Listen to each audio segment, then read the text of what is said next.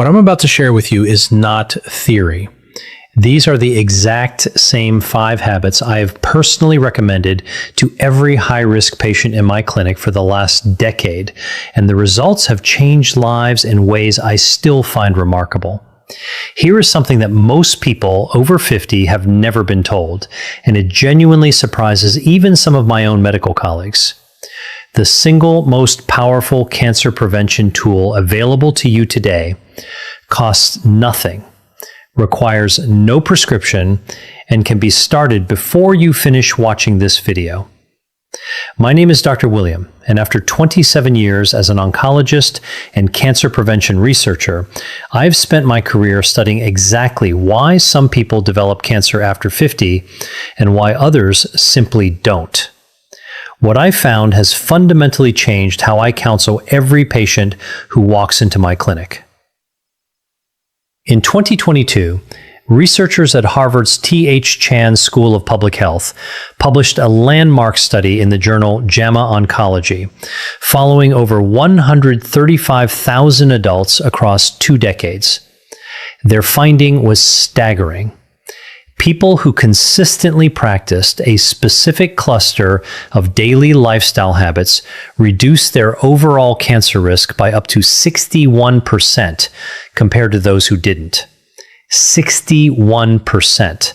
That is not a marginal improvement. That is the difference between a cancer diagnosis and a clean bill of health for hundreds of thousands of people. Before we go any further, I want to hear from you. Drop your age in the comments right now. Just your age or a quick note about your biggest health concern after 50. I read every single comment, and knowing who is watching helps me make content that actually serves you. Today I'm going to walk you through the 5 most powerful cancer prevention habits available to adults over 50, ranked from foundational to life-altering. We'll build toward the single most impactful one, and I promise you, by the time we get there, you will understand not just what to do, but exactly why it works in your body at the cellular level. Don't skip ahead. Each habit builds on the last, and the number 1 item, the one that my most dramatic patient transformations all have in common, is something you almost certainly underestimate. Stay with me. Now, start with habit number 5. Let's start with something that sounds simple, but operates through a mechanism most people have never heard explained properly. And once you understand it, you will never look at a bag of chips the same way again. Every cell in your body is constantly replicating, dividing, and replacing itself. In a healthy body, a process called DNA mismatch repair acts like a proofreader, catching errors in your genetic code before they become mutations, before mutations become tumors. Here's the critical problem. After age 50, the efficiency of your DNA repair enzymes naturally declines by roughly 30 to 40%. Your body becomes a less reliable proofreader at exactly the moment when decades of cellular wear have accumulated the most errors. Ultra-processed foods, think packaged snacks, fast food, processed deli meats, and sugar-sweetened beverages, accelerate this breakdown dramatically by flooding your cells with advanced glycation end products, or AGEs, which are inflammatory compounds that directly impair your repair enzymes. A 2023 study out of Imperial College London, published in the European Journal of Nutrition, followed 197,000 adults and found that those whose diets were highest in ultra-processed foods had a 32% higher risk of developing colorectal cancer and a 19% higher risk of breast cancer compared to those who ate primarily whole foods. That same year, researchers at the National Cancer Institute confirmed in Cancer Research that ultra-processed food consumption was independently associated with a 28% increase in overall cancer mortality, even after controlling for obesity, smoking, and physical activity. This means the food itself, not just the weight it causes you to gain, is the problem. I want to tell you about a patient of mine. I'll call her Sandra, 58 years old, an administrator from the Bay Area, who came to me after her sister was diagnosed with colon cancer. Sandra's diet was what she called typical: cereal in the morning, a deli sandwich at lunch, packaged crackers, and processed cheese for a snack. Her inflammatory markers, specifically her C-reactive protein and interleukin-6 levels, were both significantly elevated. Over 12 months, Sandra replaced her ultra-processed staples with whole food alternatives: oats, legumes, vegetables, and olive oil without any other intervention. Her CRP levels dropped by 44%. Her IL-6 normalized completely, and her follow-up colonoscopy showed a reversal of the low-grade mucosal inflammation her gastroenterologist had flagged. For you, starting today, this means one concrete shift. Replace one ultra-processed item in each meal with a whole food equivalent. Not all of them at once, just one. Morning cereal becomes oatmeal with berries. The packaged snack bar becomes an apple with a handful of walnuts. The processed deli meat becomes a piece of grilled chicken or a hard-boiled egg. These are not deprivation choices. They are cellular protection choices. And here's a synergy connection to keep in mind. When you combine this habit with habit number 4, which I'm about to share, the reduction in your systemic inflammation becomes compounded in a way that research shows is far greater than either habit alone. Before we get to habit number 4, I need you to understand something. What you are about to learn next is one of the most underrated cancer protection strategies in all of modern oncology, and almost no one over 50 is doing it consistently. Now, let's talk about habit number 4. When most people think about sleep, they think about feeling rested. When I think about sleep as an oncologist, I think about something called immunosurveillance, and it is one of the most extraordinary cancer-fighting mechanisms your body possesses. Your immune system contains specialized cells called natural killer cells, or NK cells, whose job is essentially to patrol your bloodstream and tissues, identifying and destroying early-stage cancer cells before they can establish themselves. Think of them as your body's internal security force. Here's what most people don't know. NK cell activity is almost entirely regulated by your sleep cycles. Specifically, the deep, slow-wave sleep stages that dominate the early part of your night, stages 3 and 4 of non-REM sleep, are when your body releases a cascade of cytokines, proteins that directly amplify NK cell production and activation. After age 60, the proportion of slow-wave sleep your body naturally generates drops by approximately 50%. Meaning your cancer surveillance system is running at half capacity unless you actively work to protect it. A 2019 study from the University of Chicago, published in the Journal of Experimental Medicine, showed that just 1 week of sleeping fewer than 6 hours per night reduced natural killer cell activity by 70% in healthy adults. 70%.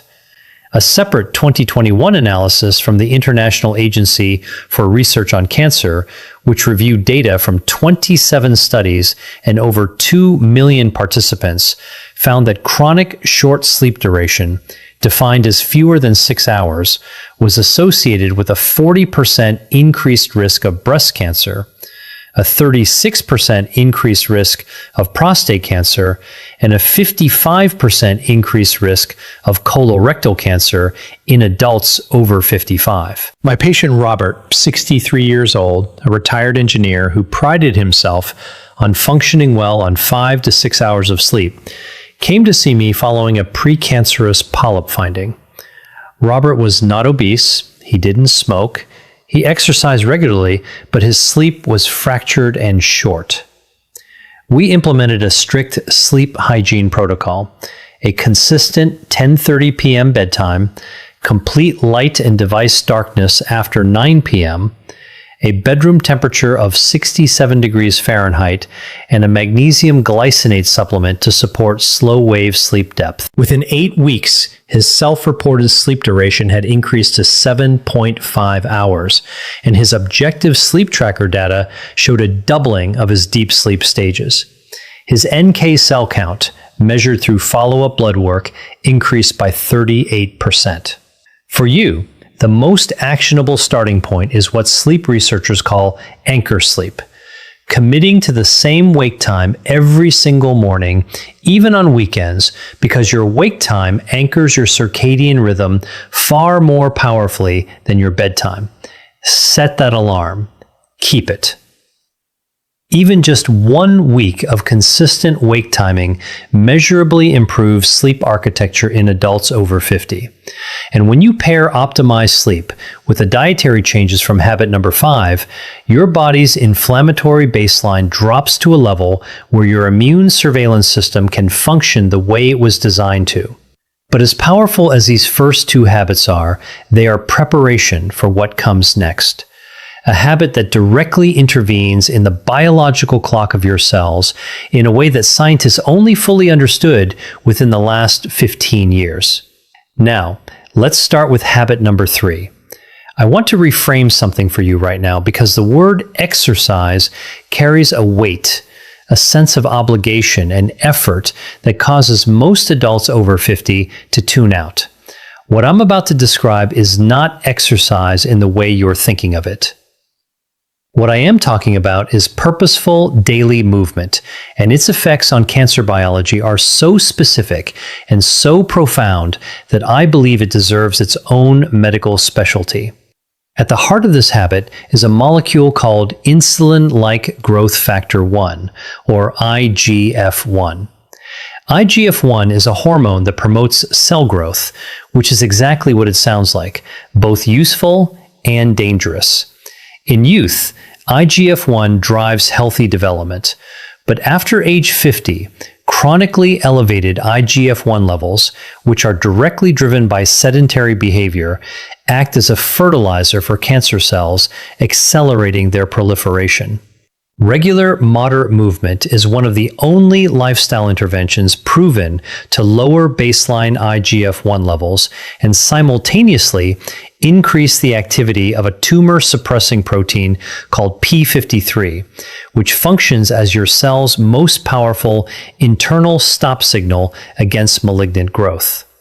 A 2020 study from the American Cancer Society, published in the Journal of Clinical Oncology, tracked 186,000 adults for 10 years and found that those who engaged in at least 150 minutes of moderate intensity movement per week had a 42% lower risk of developing colon cancer, a 38% lower risk of breast cancer recurrence, and a 26% lower risk of all-cause cancer mortality. A companion study from the University of Queensland, published in The Lancet in 2022, found that simply breaking up prolonged sitting with 5-minute walks every hour reduced blood markers of tumor-promoting inflammation by 27% without any structured exercise at all. My patient Eleanor, 71 years old, came to me 2 years after a stage 1 breast cancer diagnosis. She had completed treatment successfully, but she was terrified of recurrence. Eleanor had arthritis and couldn't run or perform traditional gym workouts. We built her a movement protocol around what she could do. 20 minutes of brisk walking after breakfast, standing while watching television in the evening, and 5-minute stretch and walk breaks every hour during her sedentary afternoon reading time. At her 12-month follow-up, her IGF-1 levels had dropped by 23%. Her oncologist noted significantly improved NK cell counts in her blood work, and she described her energy and mental clarity as completely transformed. For you, the implementation is this. Start with a 20-minute walk after your largest meal of the day. Research from Stanford, published in 2021, confirms that post-meal walking specifically suppresses postprandial glucose spikes, which independently fuel cancer cell metabolism by up to 33%. You don't need a gym. You don't need equipment. You need your own front door and a consistent commitment. And when this movement habit is layered on top of the sleep optimization from habit number 4 and the dietary overhaul from habit number 5, your IGF-1, CRP, and IL-6 levels, 3 of the most important cancer-promoting molecules in your body, can drop in a way that no single intervention achieves alone. Now, if you are finding value in what we're covering today, I want to pause and make a quick request. Please subscribe to this channel, hit the like button, and share this video with someone over 50 who you care about. This content takes months of research to produce, and your support allows me to keep making it freely available. Now, habit number 2 is one that surprised even me when I first reviewed the evidence, because it's something we all do every single day, and almost no one is doing it with their cancer risk in mind. Now, habit number 2. I know what you may be thinking. Stress management sounds soft. It sounds like a wellness buzzword, not a clinical intervention. I want to share with you exactly why that perception is dangerously wrong, and why in 27 years of oncology, I now consider chronic psychological stress to be one of the most under-discussed drivers of cancer after age 50. The mechanism is a molecule called cortisol, your primary stress hormone. Short-term cortisol release is healthy and adaptive. It is your body's emergency response system. But when cortisol is chronically elevated, as it is in people experiencing persistent stress, anxiety, grief, loneliness, or unresolved trauma, it triggers a cascade of biological consequences that are deeply relevant to cancer biology. Cortisol suppresses the expression of BRCA1 and BRCA2, your 2 most critical DNA damage repair genes. It upregulates an inflammatory pathway called NF-kappa B, nuclear factor kappa B, which directly promotes tumor cell survival and resistance to apoptosis, the natural cell death process that eliminates damaged or malignant cells. In plain English, chronic stress tells your body to keep damaged cells alive rather than killing them, which is the biological foundation of cancer. A 2022 study from Ohio State University's Comprehensive Cancer Center, published in Nature Immunology, found that chronic psychological stress reduced tumor-infiltrating lymphocyte activity, the immune cells responsible for attacking cancer, by 48% in adults over 60.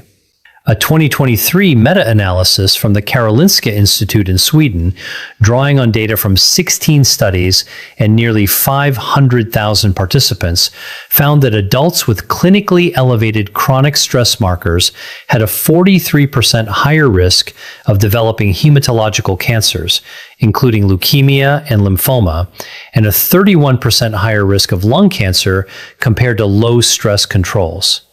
My patient David, 66 years old, a recently retired executive who came to me describing himself as finally relaxing, had blood work that told a completely different story. His cortisol rhythm was inverted, low in the morning when it should peak, and elevated at night when it should be near zero.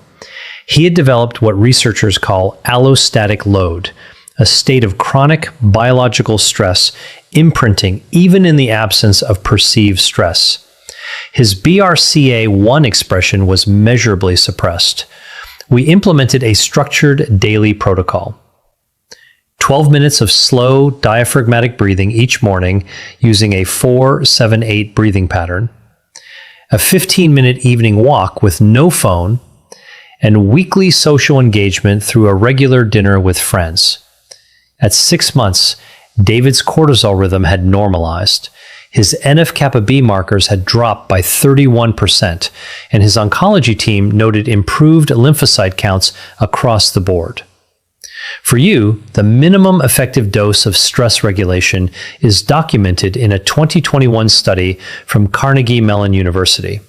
Just 12 minutes of daily mindful breathing, practiced consistently for 8 weeks, reduced salivary cortisol levels by 26% and measurably improved NK cell counts in adults over 55. You don't need a therapist, a retreat, or an app subscription. 12 minutes, a quiet chair, slow breathing in through your nose for 4 counts, holding for 7, releasing for 8. That is your starting point today. And when this practice is combined with the sleep architecture from habit number 4, the cellular repair window your body gets each night becomes dramatically more effective because cortisol is one of the primary suppressors of the slow wave sleep stages we discussed. Everything we've covered so far, the diet, the sleep, the movement, the stress regulation, all of it is prologue because habit number 1 is the one that ties every mechanism we've discussed into a single, unified biological intervention. And the research behind it is so compelling that I almost hesitate to say this, but it is the single habit I would choose if I could only choose one for every patient over 50 on Earth. Now, the most important habit number 1. I want to be very precise about what I mean here because this habit is often misunderstood, oversimplified, or dismissed as a weight loss fad. What I'm describing is a specific biological protocol with documented anti-tumor mechanisms that have been confirmed in human trials. And it is the simplest, most powerful, zero-cost cancer prevention intervention I have encountered in nearly 3 decades of oncology research. The mechanism is a cellular process called autophagy, from the Greek words meaning self-eating. When your body enters a fasted state, typically between 13 and 16 hours after your last meal, it activates a process by which your cells begin to identify, dismantle, and recycle damaged cellular components, including pre-malignant cells, misfolded proteins, and defective mitochondria. Think of it as your body running a deep internal diagnostic and cleanup cycle. In healthy younger adults, this cycle runs reasonably well. But after age 50, autophagy efficiency declines sharply, reduced by an estimated 40 to 50%, largely because modern eating patterns, with constant food availability from morning to late night, mean most adults never enter the fasted state long enough to trigger robust autophagic activity. When damaged cells are not cleaned up, they accumulate. Accumulated cellular damage is the biological foundation of cancer. A 2019 study from the University of Southern California, published in Cell Metabolism, found that adults who restricted their eating to a consistent 10-hour window each day for 12 weeks showed a 34% reduction in insulin-like growth factor 1. A 29% reduction in CRP inflammatory markers, and a measurable increase in autophagy markers compared to controls eating across 15 or more hours. A landmark 2022 clinical trial from the University of Alabama at Birmingham, published in the New England Journal of Medicine, followed 218 adults aged 55 to 70 and found that those practicing a consistent 14 to 10 eating window, eating within 10 hours and fasting for 14, showed a 37% reduction in markers of oxidative DNA damage and a 41% improvement in tumor suppressor gene expression compared to control groups, with no caloric restriction required.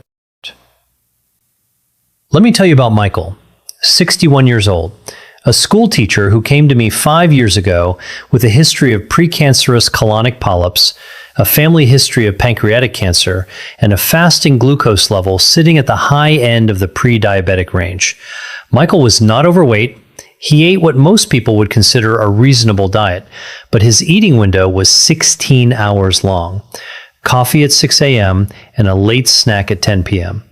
His autophagy markers were among the lowest I had measured for a non-obese patient his age. We implemented a simple 14 to 10 protocol. His first meal at 8 a.m., his last bite of food by 6 p.m., with water and black coffee freely throughout the fasting window. Within 90 days, his fasting glucose had dropped from 108 to 91.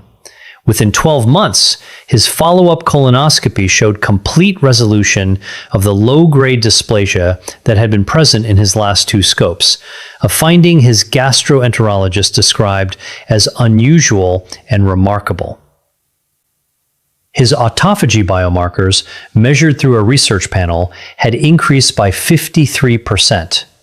For you, the implementation of this habit is simpler than you might expect. You do not need to skip meals. You do not need to count calories. You need to establish a consistent eating window of 10 to 12 hours and then protect it. If your first cup of coffee with cream is at 7 a.m., your kitchen closes at 7 p.m. If breakfast is at 8 a.m., dinner ends by 6 p.m. Nothing but water, plain black coffee, or unsweetened tea outside that window. Your body does the rest. And here is the profound synergy that ties all 5 habits together. Time-restricted eating amplifies every mechanism we have discussed. It lowers IGF-1, the same pathway targeted by movement. It reduces cortisol rhythm disruption, supporting the stress regulation we covered. It increases the depth and efficiency of slow-wave sleep. And it reduces systemic inflammation, even when your diet is not perfect. This is why I call it the master lever. Pull it, and everything else in this video becomes more powerful. So, let's bring this all home together, because what we've covered today is not a collection of disconnected tips. It is an integrated biological strategy. Habit number 5. Eliminating ultra-processed foods removes one of the primary suppressors of your DNA repair machinery, the cellular proofreading system that becomes 30 to 40% less efficient after age 50. Habit number 4. Optimizing your sleep architecture restores the natural killer cell activity that is your body's primary internal defense against early-stage cancer cells, which can drop by up to 70% with chronic short sleep. Habit number 3. Daily purposeful movement directly lowers IGF-1, the growth hormone that fuels cancer cell proliferation, while increasing the activity of the p53 tumor suppressor that tells malignant cells to stop. Habit number 2, strategic stress regulation, normalizes the cortisol rhythm that suppresses your 2 most critical DNA repair genes and keeps damaged cells alive longer than they should be. And habit number 1, daily time-restricted eating, activates autophagy, the cellular cleanup system that is your body's deepest and most fundamental cancer prevention mechanism, and amplifies every other habit on this list. I want you to hear something from me directly as your doctor in this moment. It is never too late. The research I've shared with you today does not come from studies of 30-year-olds with perfect genetics. It comes from studies of people exactly like you, adults in their 50s, 60s, and 70s who made targeted lifestyle changes and produced measurable improvements in their health.